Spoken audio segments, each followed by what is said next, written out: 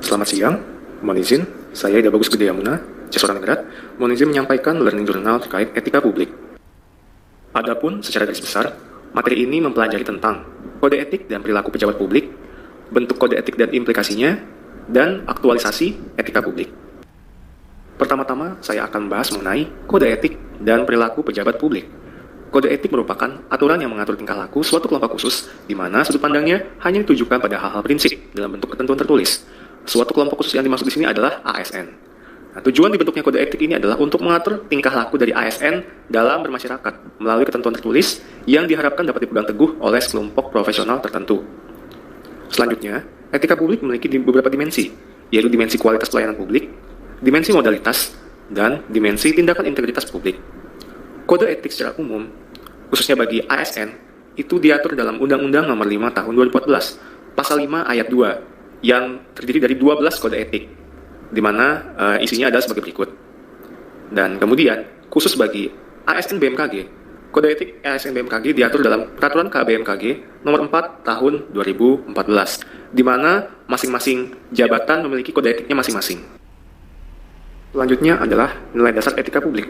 Di sini terdapat 14 nilai dasar etika publik, di mana beberapa di antaranya adalah memegang teguh nilai-nilai dalam ideologi negara Pancasila, kemudian mempertanggungjawabkan tindakan dan kinerjanya kepada publik, serta memberikan layanan kepada publik secara jujur, tanggap, cepat, tepat, akurat, berdaya guna, berhasil guna, dan santun.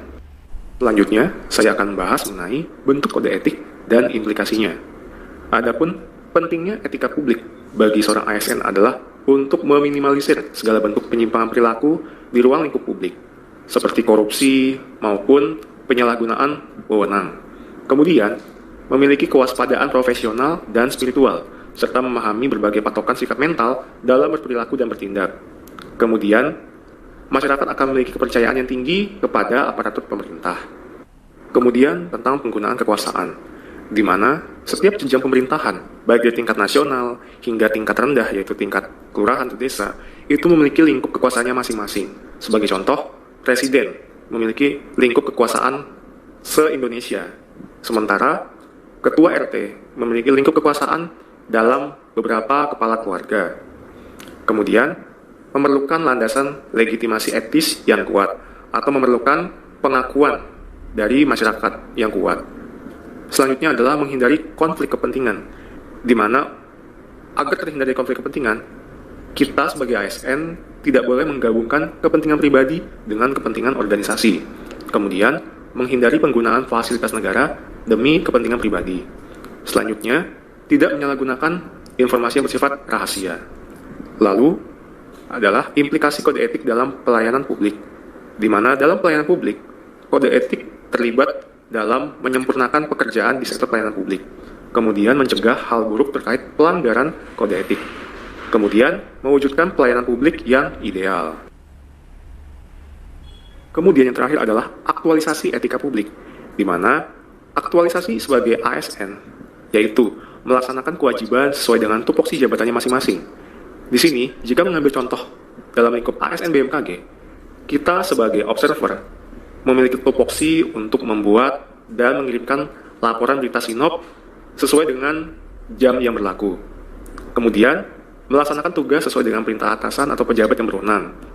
Jadi, apapun arahan dari atasan kita, selama tidak melanggar atau menyimpang dari aturan, wajib kita ikuti dan laksanakan perintahnya. Selanjutnya, menggunakan barang milik negara secara bertanggung jawab, efektif, dan efisien. Sebagai contoh, kita harus menjaga, contohnya motor, agar motor tersebut jangan sampai rusak ataupun hilang dicuri orang lain. Kemudian, yang keempat, memberikan informasi secara benar dan tidak menyesatkan pihak lain.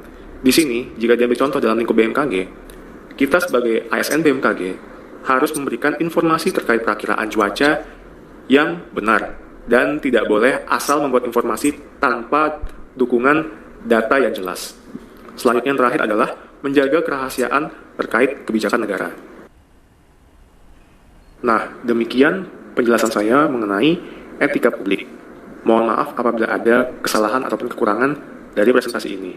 Sekian dari saya, terima kasih.